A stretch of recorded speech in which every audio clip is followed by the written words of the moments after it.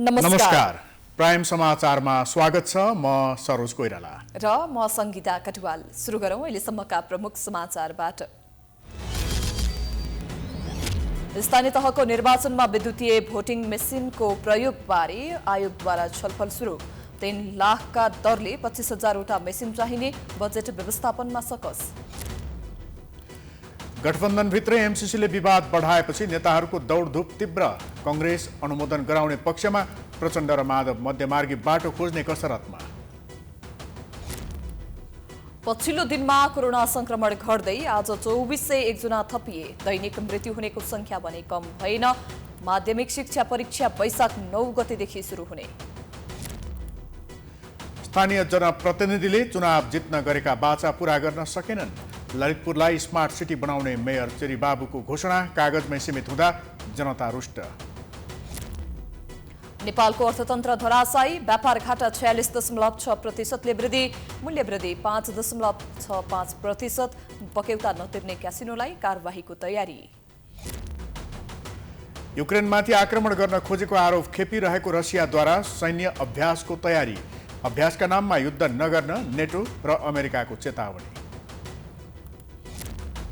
र शहीद स्मारक डिभिजन लेग फुटबलमा विभागीय टोली नेपाल पुलिस क्लब विजयी, चासोले क्लब 2 गोल अन्तरले पराजित।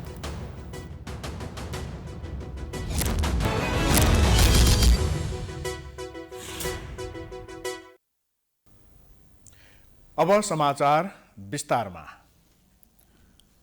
विश्वका अधिकांश मुलुकले निर्वाचनमा विद्युतीय भोटिङ मेसिनको प्रयोग गर्न थालिसक्दा नेपालमा भने प्रयोगमा आउन सकिरहेको छैन।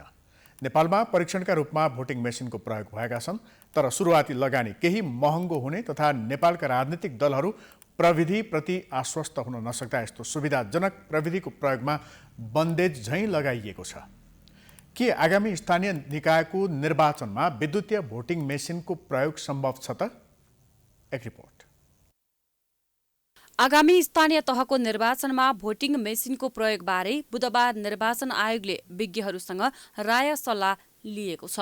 छलफलमा नेपाल सरकारका सूचना प्रविधि विज्ञको सल्लाहपछि सूचना प्रविधि मन्त्रालयका सहसचिवको संयोजकत्वमा कार्यदल नै गठन गरिएको छ। कार्यदलले 1 हप्ताभित्र नेपालमा विद्युतीय भोटिङ मेसिनको प्रयोगबारे अध्ययन गरेर आयोगलाई प्रतिवेदन बुझाउनेछ।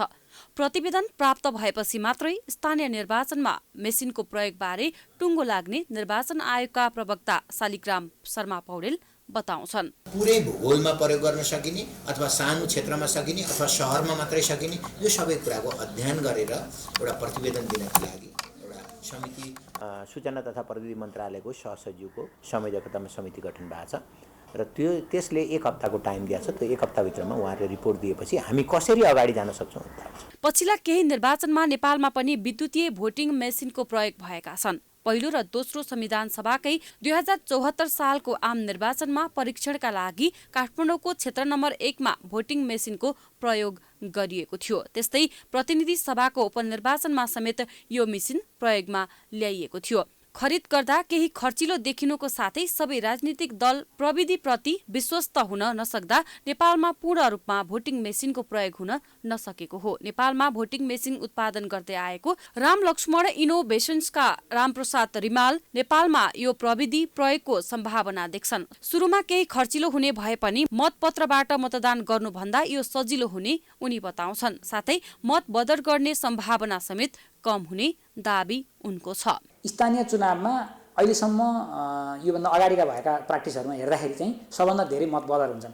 त्यो मतदाता शिक्षा चाहिँ धेरै दिनुपर्ने अवस्था छ। हामीले मेसिन बनाएको कारणै त्यही हो, ताकि मतदाता शिक्षा कम गर्न परोस्। विश्वका अधिकांश देशको निर्वाचनमा यो प्रविधिको प्रयोग भइरहेको छ। भारतीय बजारमा एउटा विद्युतीय मेसिनको मूल्य औसत 30 देखि 80 हजार रुपैयाँ पर्ने गर्छ। निर्वाचन आयोगको अनुसार स्थानीय निर्वाचनमा देशभर यो मेसिनको प्रयोग गर्ने हो भने झण्डै 25,000 थान आवश्यक पर्छ। तर राम लक्ष्मण इनोभेशनका अनुसार नेपालमा उत्पादन गर्दा यसको मूल्य झण्डै 2.5 लाखसम्म पर्न सक्छ। यो मूल्यलाई आधार मान्ने हो भने झण्डै 6 अर्ब रुपैयाँको लगानीमा नेपालको निर्वाचन प्रणालीलाई आधुनिक बनाउन सकिन्छ। त्यसैले सरकार र आयोगले निर्वाचन प्रक्रियालाई झन्झटिलो नबनाउने हो भने यो प्रविधिको प्रयोगमा तत्परता देखाउनु आवश्यक छ। 2079 साल वैशाख 30 गते एकै चरणमा स्थानीय तहको निर्वाचन गर्न सरकारले मिति घोषणा गरेपछि त्यसविरुद्ध दायर भएको रिटलाई सर्वोच्च अदालत प्रशासनले दरपेट गरेको छ। 5 वर्ष पूरा कार्यकाल काम गर्न पाउनुपर्ने माग गर्दै महोत्तरीको भङ्गाहा नगरपालिकाका मेयर सञ्जीव कुमार शाहको तर्फबाट सबै हाडाले मंगलबार दायर गरेको रिट सर्वोच्च प्रशासनले बुधबार दरपेट गरेको हो। रिटमा वैशाख 30 मै निर्वाचन गरे पनि आफ्नो 5 वर्षे कार्यकाल असोज 2 गते मात्रै पूरा हुने हुँदा त्यो अवधिसम्म काम गर्न पाउनुपर्ने माग गर्दै मेयर शाहले रिट दायर गरेका थिए।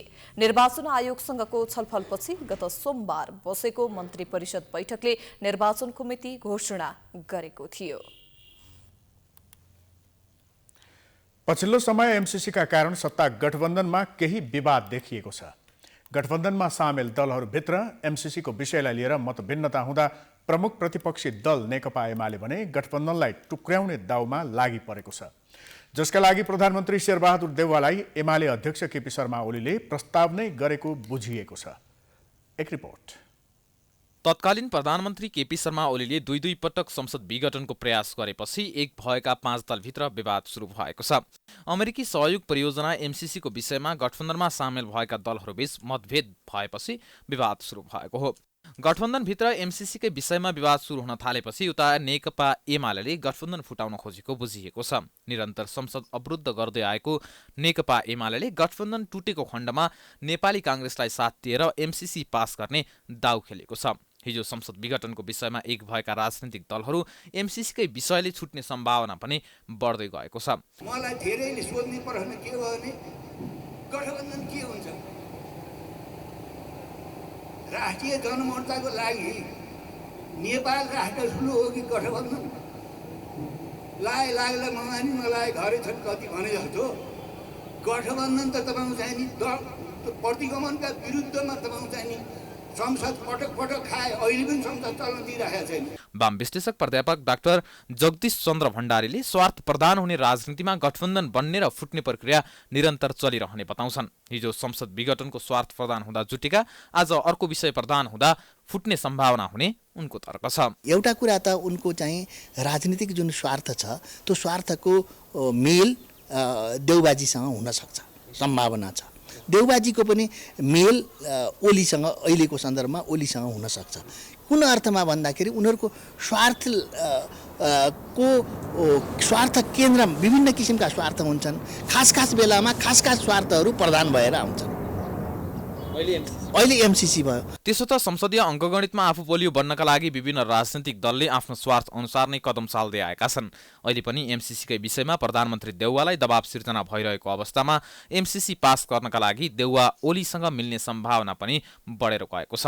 उता गठबन्धन नै चुनावमा गएको खण्डमा एमाले पराजय बेहोर्नुपर्ने आकलन ओलीले गरेका छन्, जसका कारण पनि ओलीले गठबन्धन टुटाएर बरु केही मुद्दामा कांग्रेसलाई सहयोग गर्न सक्ने बुझाइ विश्लेषकको छ। ओलीजी यदि गठबन्धन एकताबद्ध गएर चुनाव भयो भनेदेखि उनको चाहिँ संसदीय जुन गणित हो त्यो गणित तलमाथि हुन सक्छ। उनको चाहिँ जुन हाबीपन छ त्यो हाबीपनमा चाहिँ कमजोरी आउन सक्छ।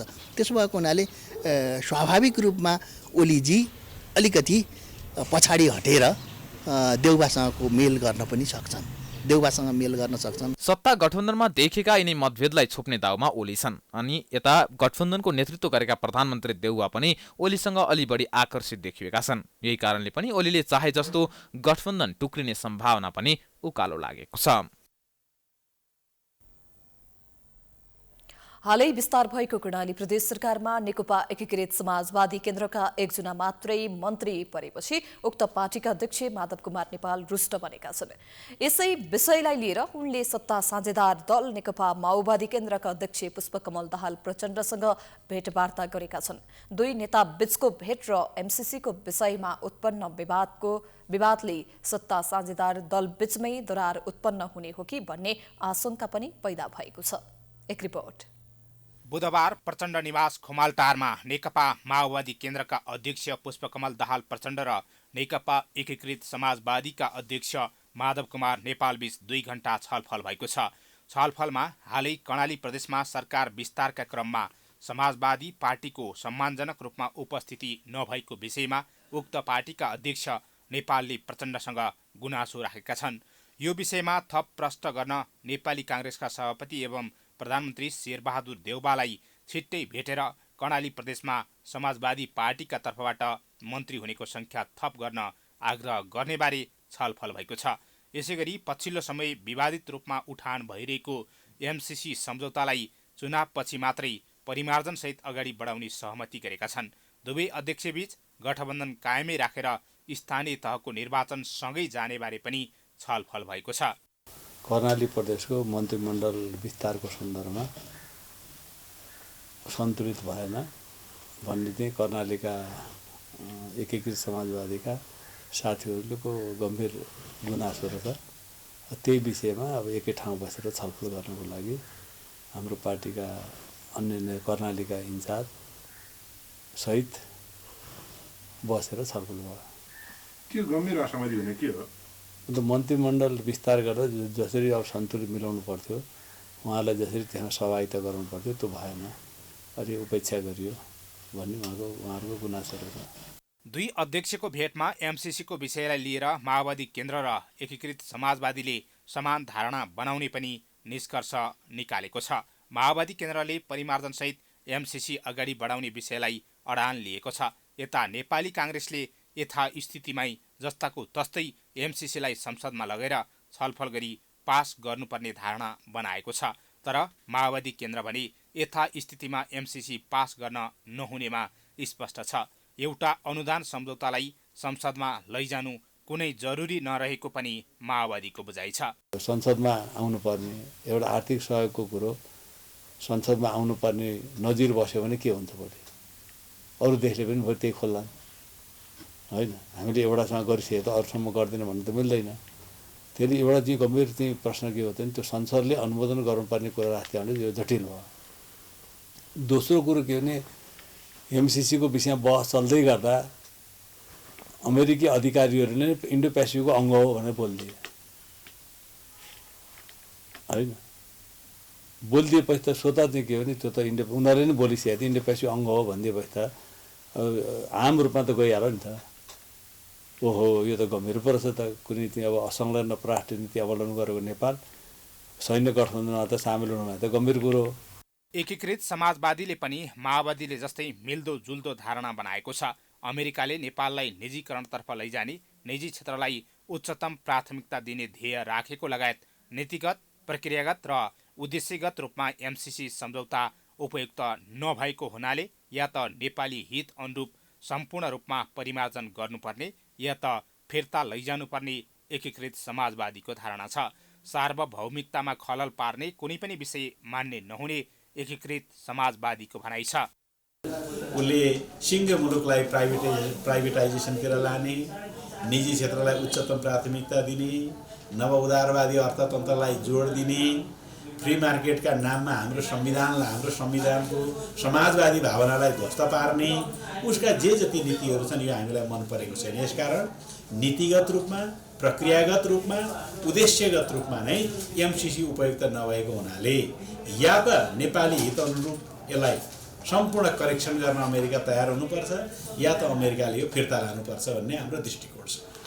एमसीसी सम्झौता प्रतिनिधि सभामा टेबल गर्न सरकारले गृह कार्य गरी एमसीसी टेबल गर्न खोज्दा सभामुख अग्निप्रसाद सापकोटाले आगामी फागुन 2 गतेसम्मका लागि राजनीतिक दलबीच थप सहमति कायम होस् भन्ने उद्देश्यले प्रतिनिधि सभाको बैठक 5औं पटक स्थगित गरेका छन्। सत्ता साझेदार 5 दलभित्रका मुख्य 2 दल माओवादी केन्द्र र एकीकृत समाजवादीले सत्ताको नेतृत्वकर्ता नेपाली काङ्ग्रेसको धारणा विपरीत एमसीसी सम्झौतालाई परिमार्जनसहित आगामी चुनावपछि प्रतिनिधि सभामा पेश गर्नुपर्ने बताएपछि गठबन्धनको भविष्य के हुने हो त्यो भने हेर्न बाँकी छ। प्राइम टाइम्स एचडीका लागि हरिशरण तिमल सिन्हाको रिपोर्ट। नेपाली राजनीतिमा 2.5 दशकभन्दा लामो समयदेखि निरन्तर चर्चाको केन्द्रमा रहेको नाम हो प्रचण्ड। कहिले सशस्त्र विद्रोहको नेतृत्वकर्ता त कहिले मुलुकको सबैभन्दा ठूलो राजनीतिक दलको अध्यक्षका रूपमा चुनिएका पुष्पकमल दाहाल प्रचण्डको राजनीतिक ओजमा अहिले पनि कमी आएको छैन। जब जब मुलुक र दलहरू राजनीतिको पासोमा फस्छन् तब तब त्यसको निराकरणको उपाय प्रचण्डले नै सुझाउने गरेका छन्। अहिले पनि उनी त्यही भूमिकामा देखा परिरहेका छन्। एक रिपोर्ट। नेकपा माओवादी केन्द्रका अध्यक्ष पुष्पकमल दाहाल प्रचण्ड झण्डै 2.5 दशकभन्दा लामो समयदेखि नेपाली राजनीतिमा सधैँ चर्चाका पात्र बनिरहेका छन्। हुन पनि कहिले आफैले सिर्जना गरेको त कहिले अरूद्वारा सिर्जित राजनीतिक समस्याको हल गर्नुपर्दा उनी प्रचण्ड अगाडि आउने गरेका छन्। नेपाली राजनीतिको सङ्कट मोचक बन्दै आएका प्रचण्ड फेरि एकपटक यही भूमिकामा देखा पर्न थालेका छन्। अहिले नेपालको राजनीति अनेकौं समस्याबाट गुज्रिरहेको छ। नेपालले पाउन लागेको इतिहासकै सबैभन्दा ठूलो अनुदान सहयोग केही व्यक्तिको हठका कारण अन्यलमा परेको छ। अमेरिकी सहयोग परियोजना मिलेनियम च्यालेन्ज कर्पोरेसन एमसीसी सम्झौतालाई संसदबाट अनुमोदन गराउनुपर्ने जिम्मा वर्तमान सरकारलाई छ। तर 5 दलीय सत्तारूढ गठबन्धनमा रहेका माओवादी केन्द्रसहित एकीकृत समाजवादी र राष्ट्रिय जनमोर्चा संशोधन बिना एमसीसी संसदबाट पारित गर्न नहुने अडानमा छन्। यही अडानमा रहेका प्रचण्डको काँधमा अहिले एमसीसीलाई सकुशल राजनीतिक अवतरण गराउने तथा गठबन्धन समेत जगाउनुपर्ने दायित्व थपिएको छ। उहाँ त यो परिवर्तनको पछिल्लो परिवर्तनको गणतन्त्रको नेतृत्व गर्नुभयो, अगुवाई गर्नुभयो। संघीयता, गणतन्त्र, समानुपातिक, समावेशी, धर्मनिष्ठता लगायतका जो सामाजिक न्याय सहितका एजेन्डाहरूलाई को बाहक पनि त्यसलाई यो राजनीतिक रूपमा होइन संविधानमा त्यसलाई संस्थागत गर्ने पनि एउटा महत्त्वपूर्ण भूमिका निर्वाह 2 चोटि संविधान सभाको चुनाव भएर भयो। त्यो एउटा विशिष्ट व्यक्ति हो, वर्तमान सामान्य अरू जस्तो नर्मल व्यक्ति होइन। एमाले अध्यक्ष केपी शर्मा ओलीलाई सत्ताच्युत पार्दै 5 दलीय गठबन्धनको सरकार बनाउन सूत्रधारको भूमिका निभाएका प्रचण्डले एमसीसीको विषयलाई सामान्यीकरण गर्दै सत्ता गठबन्धन जोगाउने प्रयासमा केही सफलता पनि पाएका छन्। बुधबार एकीकृत समाजवादीका अध्यक्ष माधव कुमार नेपालसँगको भेटपछि प्रचण्डले गठबन्धनलाई जोगाउन केही रणनीति समेत तयार पारेका छन्। आगामी 3 तहको निर्वाचनसम्मै गठबन्धनलाई साथमा लिएर जाने मनसायमा रहेका प्रचण्ड र नेपालबीच बुधबारको भेटमा भएको सहमतिले तत्काल सत्ता गठबन्धनमा दरार नआउने पक्का भएको छ। प्रचण्ड आएपछि, शान्ति प्रज्ञा आएपछि हाम्रै धारमा हिँडिहाल्छ सरासर, दायाँ बायाँ गर्दैन भन्ने एक खालले थियो होला। तर प्रचण्ड त्यो धारमा त उनीहरूले अपेक्षा धारमा जानु भएन होइन, उहाँले आफ्नै धार निर्माण गर्न खोज्नुभयो। अनि त्यसले गर्दा एउटा कन्ट्राडिक्सन चाहिँ पैदा भयो।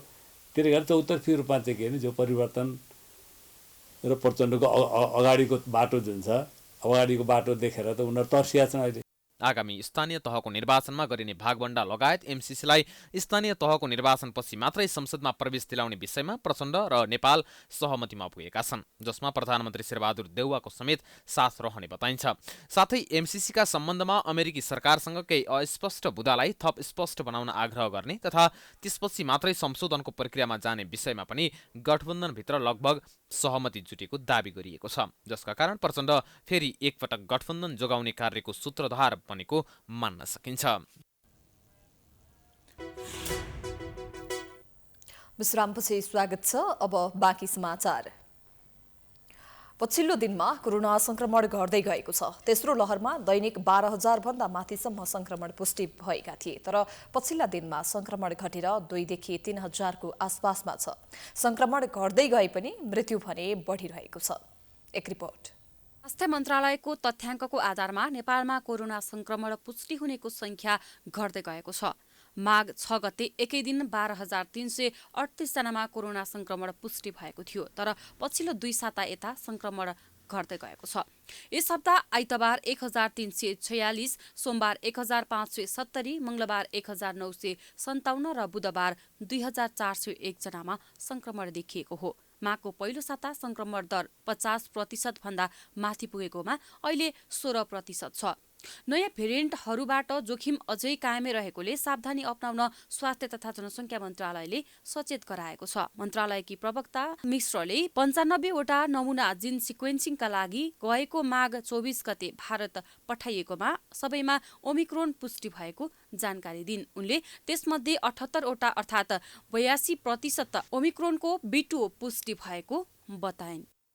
यही पुष महिनाको 20 गतेदेखि माघ 8 गतेसम्म कोभिड-19 संक्रमण पुष्टि भएका 95 वटा नमुनाको यही माघ 24 गते भारतको institute of genomics and integrative बायोलोजीमा जिन सिक्वेन्सिङ गरिएकोमा सबैमा ओमिक्रोनको पुष्टि भएका छन् र तीमध्ये 78 वटा अर्थात् 82% ओमिक्रोन जिनको लिनिएज BA.2 पुष्टि भएका छन्।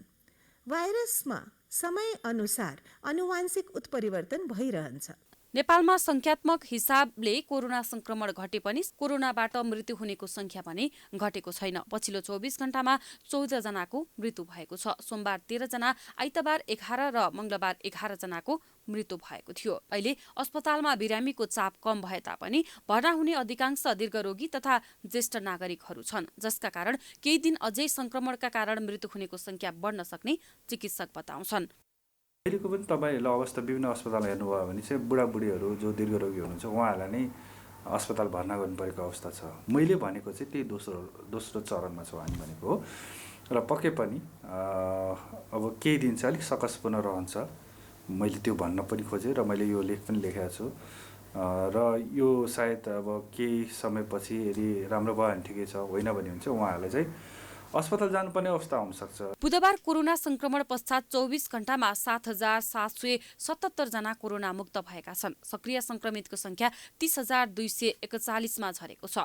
242 जना आइसियु र 52 जना भेन्टिलेटरमा छन्। गत 24 घण्टामा 2,46,783 जनाले खोप लगाएका छन्। स्वास्थ्य मन्त्री विनोद खतिवड़ाले सबै नागरिकका लागि छिट्टै कोरोना विरुद्धको बुस्टर डोज प्रदान गर्ने बताएका छन्। खतिवड़ाले अहिले अग्रपन्थीमा काम गर्नेलाई दिइरहेको बुस्टर डोज केही दिनभित्रै सबै नागरिकका लागि प्रदान गर्ने बताएका हुन्। मन्त्री खतिवड़ाले विद्यार्थीहरूका लागि पनि खोप प्रदान गर्ने काम सुरु भइरहेको भन्दै यसलाई प्रभावकारी बनाउने बताए। कोरोना विरुद्धको थप खोप ल्याउने क्रममा रहेको भन्दै खोपको अभाव हुन नदिने उनको भनाइ छ।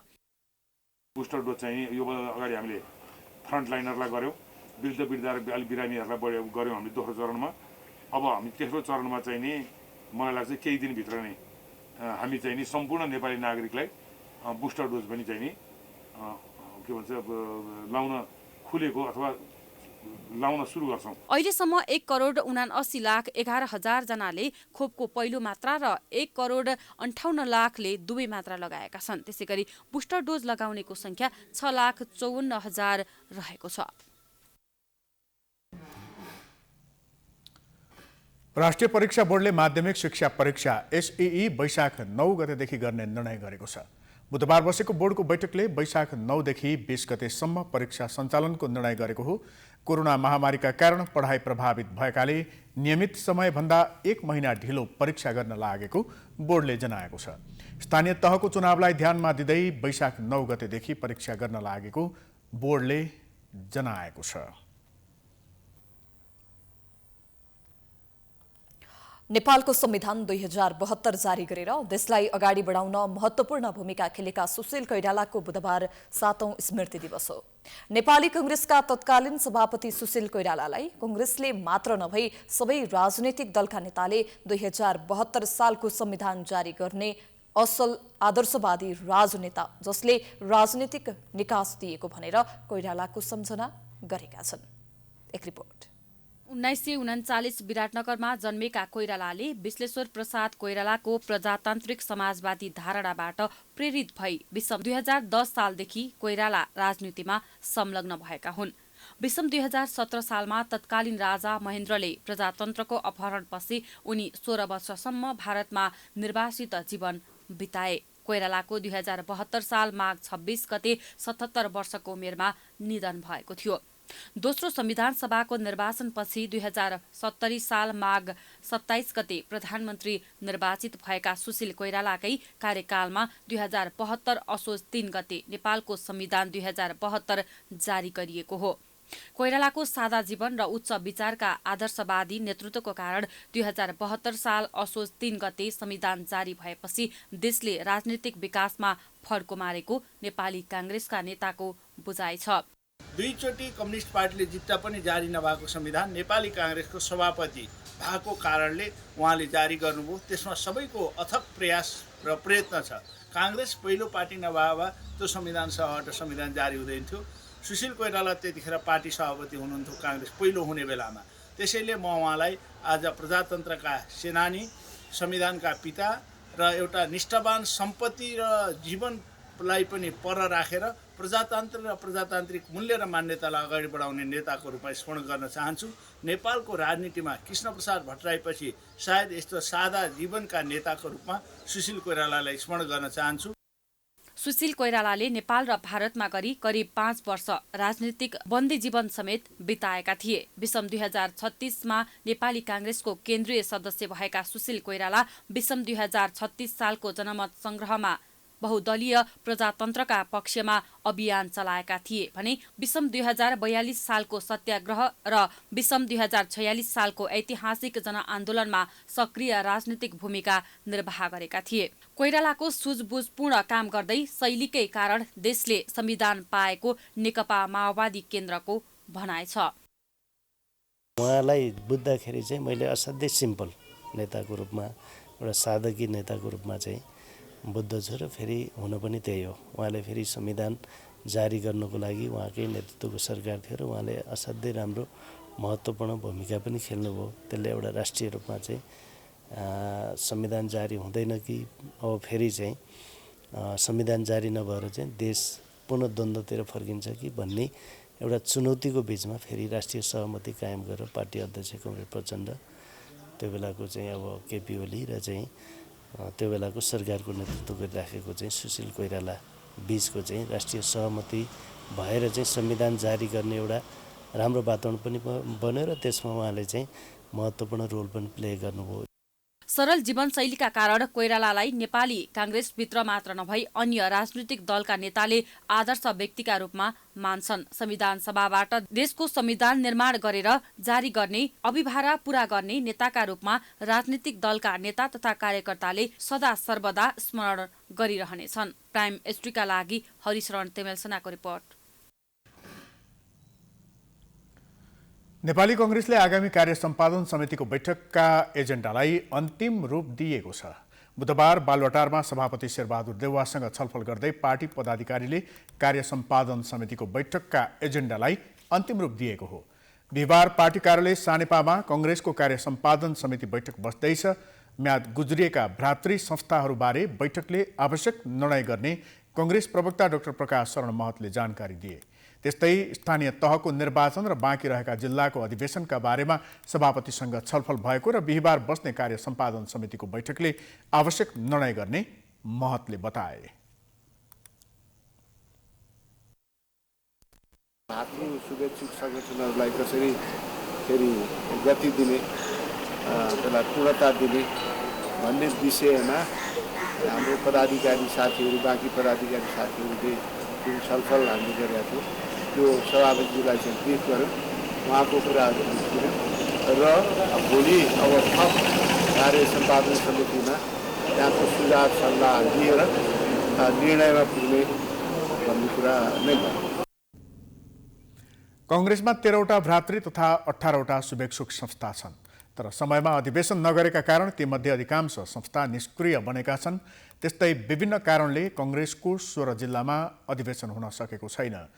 आजै शेखर कोइराला पक्षका नेताहरूको पनि बैठक बसेको थियो। भोलि बस्ने कार्य सम्पादन बैठकमा कसरी प्रस्तुत हुने भन्ने विषयमा शेखर समूहले छलफल गरेको हो।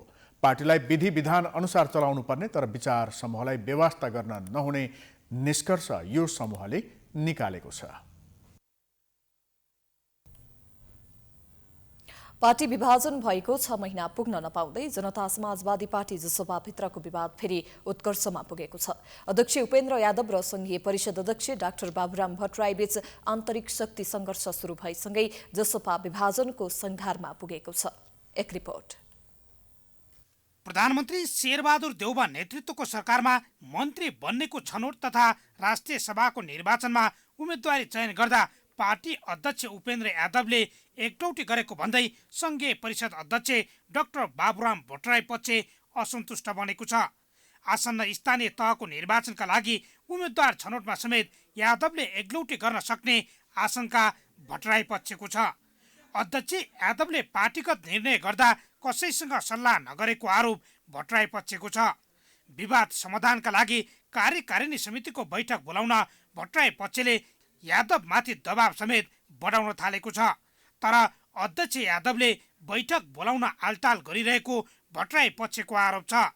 जसपा अहिले 4 समूह रहेको र विवाद समाधानका लागि सबै पक्षबीच छलफल हुनुपर्ने नेता महेन्द्र राय यादव बताउँछन्। साथै उनले कसैको हैकम र एकलौटीपनबाट पार्टी चल्न नसक्ने बताउँदै पार्टीमा फरक विचार देखिएको हुँदा छलफल गरेर विधि र प्रक्रियाबाट टुङ्ग्याउनु पर्ने नेता यादवको धारणा छ। हाम्रो विधानमा जुन व्यवस्था त्यो कार्यान्वयन हुनुपर्ने हुन्छ हैन। त्यसकारणले सामूहिक नेतृत्वमा पार्टी चल्नुपर्छ, सामूहिक नेतृत्व होइन विकास गर्नुपर्छ। पार्टीभित्रको आन्तरिक लोकतन्त्र पनि जीवन्त हुनुपर्दछ। आन्तरिक लोकतन्त्र पार्टीमा होइन जीवन्त हुँदैन भने हैकम हुकुममा पार्टी चल्ने पार्टीहरूको त्यो विगतको इतिहास हेर्दाखेरि हामीलाई त्यो सबै इतिहासको होइन परीक्षाबाटै आइसकेका छौँ। सामूहिक नेतृत्व चाहिन्छ, आन्तरिक लोकतन्त्र चाहिन्छ र सामूहिक नेतृत्वमा पार्टी अगाडि बढोस्, विचार र सिद्धान्तको पार्टी बनोस्। सबैको आफ्नो क्षमता जोग्ताका अनुसारले सबैले काम पाउनु पर्दछ र सबैले त्यही प्रकार बढ्छ। त्यस कारणले यो पार्टीभित्र त विचारहरू आएको छ। हामीले चाहन्छौँ कि बसेर हामी छलफल गरेर टुङ्ग्याउँछौँ। पार्टी विधानमा 2 अध्यक्षको व्यवस्था छ। त्यसमा अर्को अध्यक्ष भट्टराईले पाउनुपर्ने दाबी उनी पक्षधरको छ, तर यादव यसलाई मान्न तयार छैनन्। यद्यपि उनी निकट नेताहरू भने पार्टीमा देखिएको विवादलाई सामान्य मान्दै 2 नेता बीचको छलफलपछि सबै विवाद समाप्त हुने दाबी गर्छन्। खास छलफल भएको छैन। यो त अहिले हाम्रो पार्टीको अहिलेको मिनिस्ट्रीको त्यही छलफल गर्यौँ हामी। पार्टीमा विवाद छ, विभाजनकै होइन, अब छैन त्यो पार्टीको विभाजनको कुनै यसमा छैन। हामी अब छिट्टो चाहिँ बैठक गर्छौँ, सबै नेताजीहरू मिटिङ हुन्छ, सबै सामु हुन्छ। कुनै ठाउँमा चाहिँ त्यो समायोजनको परेशानी छ, त्यो साथीहरू गरी पनि राखेका छन्, भइ पनि राखेका छ। जसपा विभाजनका बेला महन्त ठाकुरलाई छोडेर उपेन्द्र यादवलाई साथ दिएका पूर्व राजपा पक्षधर नेताहरू समेत अहिले अध्यक्षसँग रुष्ट छन्। यादव र भट्टराई बीचको विवाद पेचिलो बिन्दै गएपछि 35 सदस्यीय कार्यकारिणी समितिमा बहुमतका लागि अहिले दुवै पक्ष आन्तरिक गठजोडमा केन्द्रित भएका छन्। अहिले पार्टीको कार्यकारिणी समितिमा अशोक राई निर्णायक मानिएका छन्। उनको सहयोग जुन पक्षलाई रहन्छ उसले नै बहुमत पाउने देखिन्छ। आफूसँग बहुमत नपुगेको अवस्थामा भट्टराई 40% सदस्यको साथ लिएर पार्टी विभाजन गर्ने मनस्थितिमा रहेको उनी निकट नेताहरू बताउँछन्। ललितपुर महानगरपालिकाका मेयरको चुनाव अघि चिरीबाबु महर्जनले विद्युतीय सवारी सञ्चालन, सडक विस्तार, ललितपुरलाई स्मार्ट सिटी बनाउने महत्त्वाकांक्षी योजना जनताका अगाडि सारेका थिए। जनताले उनको बोलीमा विश्वास गरे, चुनाव जिताए। तर मेयर बनेको 5 वर्षमा उनको आश्वासन चुनावी नारा मात्र बन्यो। एक रिपोर्ट। कांग्रेसका नेता चिरीबाबु महर्जनले ललितपुर महानगरपालिकाको नेतृत्व गरेको 5 वर्ष पुग्न लागेको छ। तर चुनाव अघि जनतालाई बाँडेको आश्वासन उनले पूरा गर्न सकेनन्। महर्जनको स्मार्ट यातायात सहित स्मार्ट महानगर लगायतका महत्त्वाकांक्षी योजना मात्र चुनावी नारा रहेछ भन्ने स्पष्ट भएको छ। केही पनि छैन, केही पनि बाजा पुरा गरेको छैन। यो बदमासहरूले उल्टा गरेछ। केही पनि जनताले झन् गाह्रो छ। अहिले केही अफिसमा गयो भने ढिलो सुटो गरेर खानु खोज्छ, हो कि होइन? त्यो भइरहेछ। पहिले भन्दा पनि गाह्रो, पञ्चायत टाइममा त्यस्तो भएको छैन। सिद्धान्तलाई अगाडि देखाउँछ, सिद्धान्त त केही पनि छैन। एउटा निष्ठावान हुनुपर्ने त्यो देखेको छैन।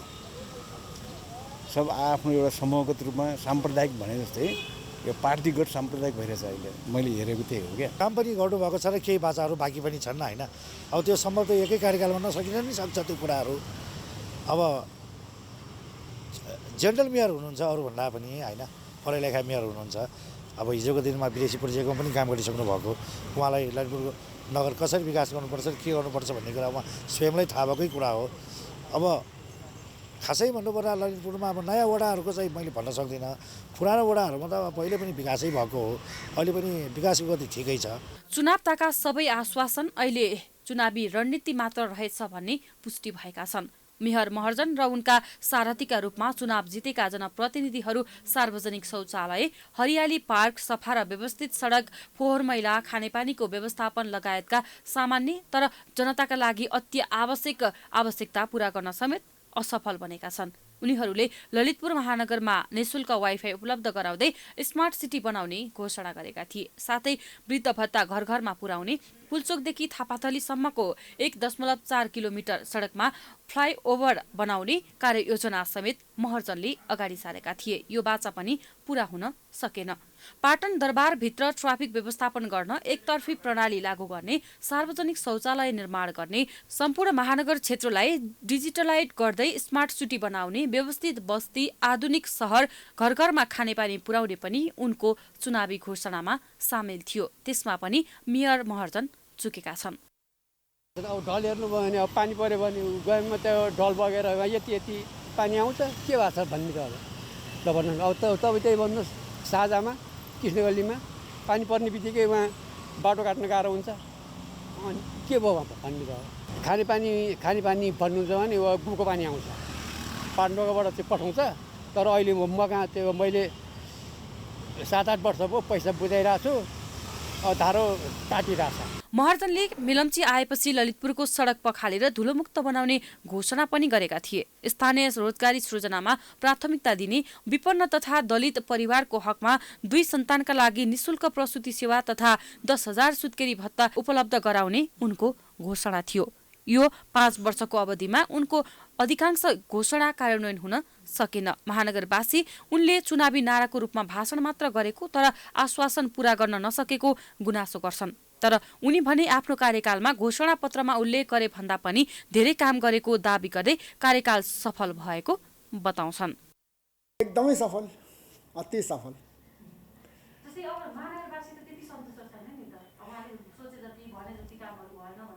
होइन, यसमा चाहिँ अब मैले महानगरवासी असन्तुष्ट भन्ने कुरामा चाहिँ वास्तवमै यकिनका साथ भन्नुपर्छ, हसुवाको भरा भनेर हुँदैन। तर यकिनका साथ हामी असन्तुष्ट छौँ भन्ने चाहिँ हाम्रो दृष्टिकोणमा चाहिँ आइपुगेको छैन। कर प्रणाली, विकास योजना लगायतलाई अगाडि बढाएर मेयर महर्जनले यो 5 वर्षीय कार्यकालमा सबैभन्दा धेरै विदेश भ्रमण गर्ने मेयरका रूपमा समेत चिनिएका छन्। मेयर महर्जन र उनको टिम यो 5 वर्षीय कार्यकालमा सफल भयो कि असफल भयो भन्ने विषय आगामी निर्वाचनमा ललितपुरवासीले समीक्षा नै गर्नेछन्। यो सँगै भविष्यमा ठूला गफ दिने भन्दा पनि जनताका ससाना समस्या समाधान गर्न सक्ने जनप्रतिनिधिको चयन गर्नु पनि आवश्यकता देखिएको छ। समाचारको सिलसिला अझै जारी छ। हामी विश्रामपछि आउँछौँ। विश्रामपछि पुनः स्वागत छ। अब आर्थिक समाचार।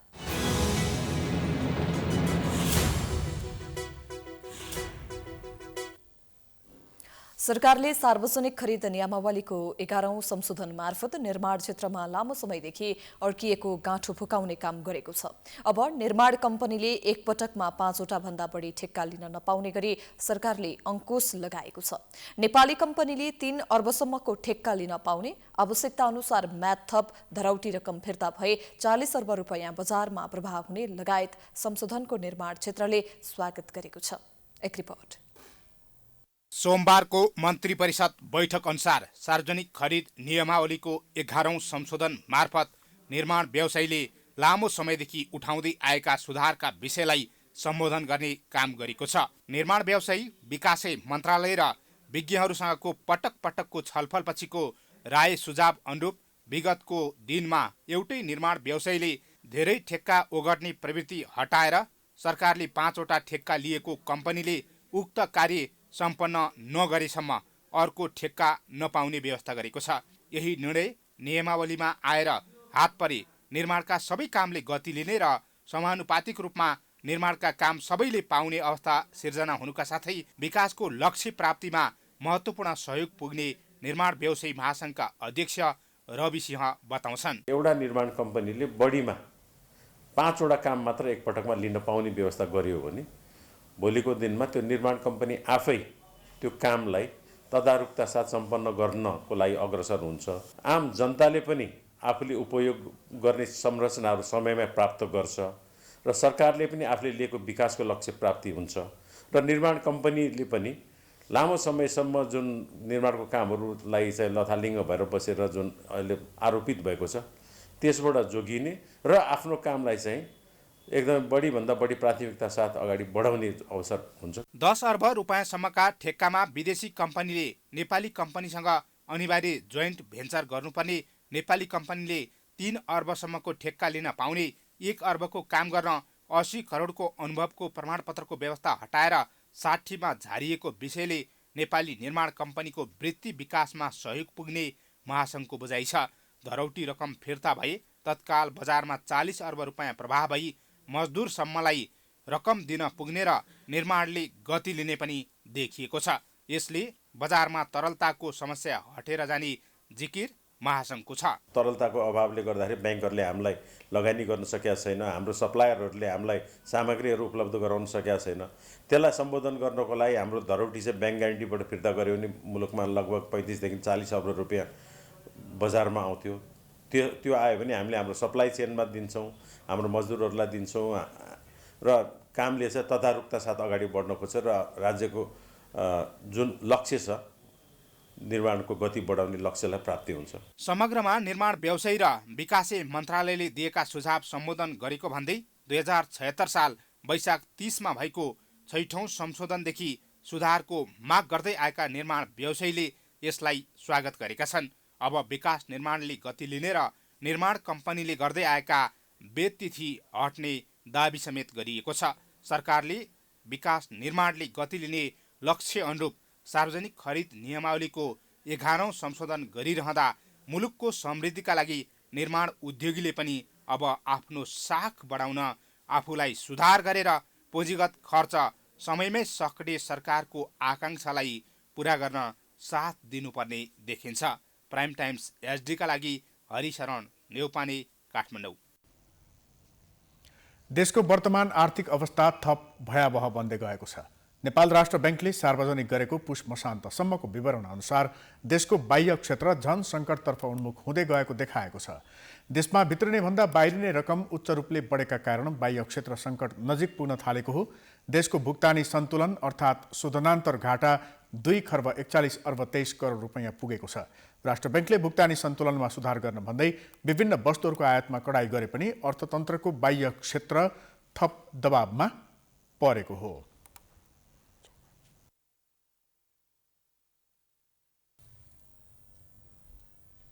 संस्कृति पर्यटन तथा नागरिक उड्डयन मन्त्रालयले बक्यौता रकम नतिर्ने क्यासिनोलाई कारवाही गर्ने भएको छ।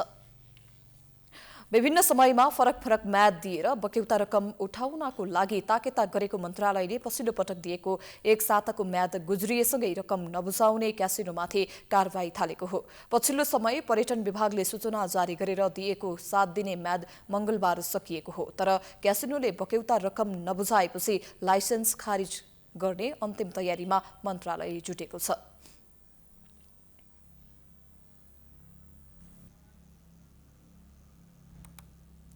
अब अन्तर्राष्ट्रिय समाचार।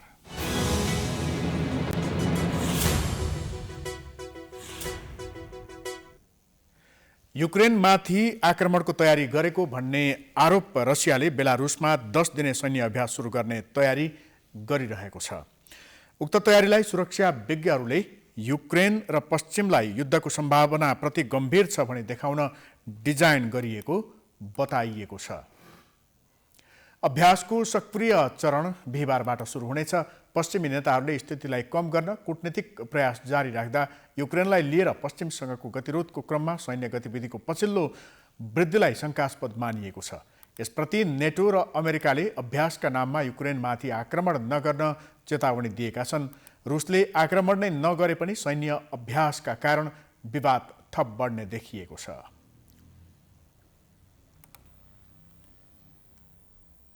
अब खेलकुद समाचार।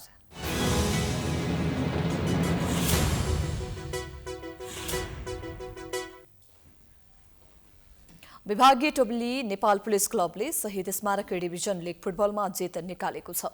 बुधबार भएको खेलमा पुलिसले चासल युथ क्लबलाई 2-1 गोल अन्तरले हराएको हो। त्रिपुरेश्वर स्थित दशरथ रङ्गशालामा पुलिसलाई जित दिलाउन रविशंकर पासवानले 2 गोल गरे। च्यासलका मौसा अगवा गानाले 1 गोल फर्काए। खेलमा पुलिसका 2 गोलकर्ता Ravi player of the match चुनिए। च्यासलका आशिष राई एमर्सिङ प्लेयर चुनिए। यस जितसँगै पुलिसले 9 खेलमा 10 अङ्क जोडेको छ। पुलिस लेगको 10औं स्थानमा उक्लिएको छ। च्यासल 9 खेलमा 5 अङ्क जोडेर 13औं स्थानमा रहेको छ।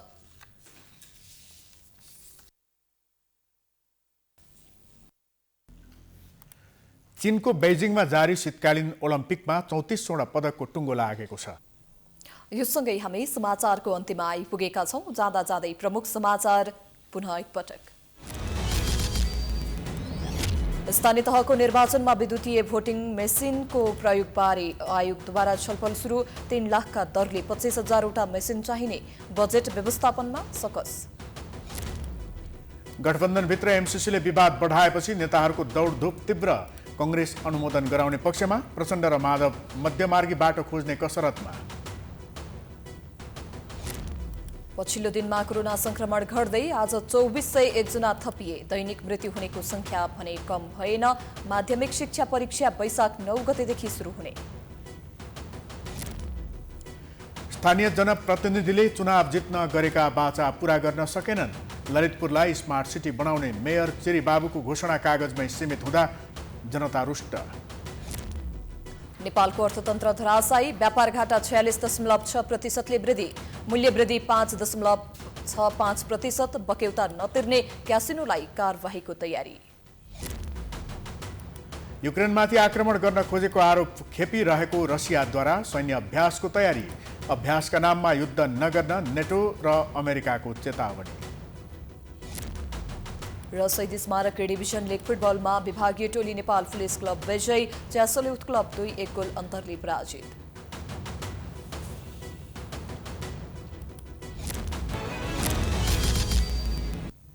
समाचार अहिलेलाई सकियो। यसपछिको प्रस्तुति जनता जान्न चाहन्छन् कृषि कमलाको साथमा हेर्न सक्नुहुनेछ। हेर्दै गर्नुहोला प्राइम टाइम्स एचडी। नमस्कार।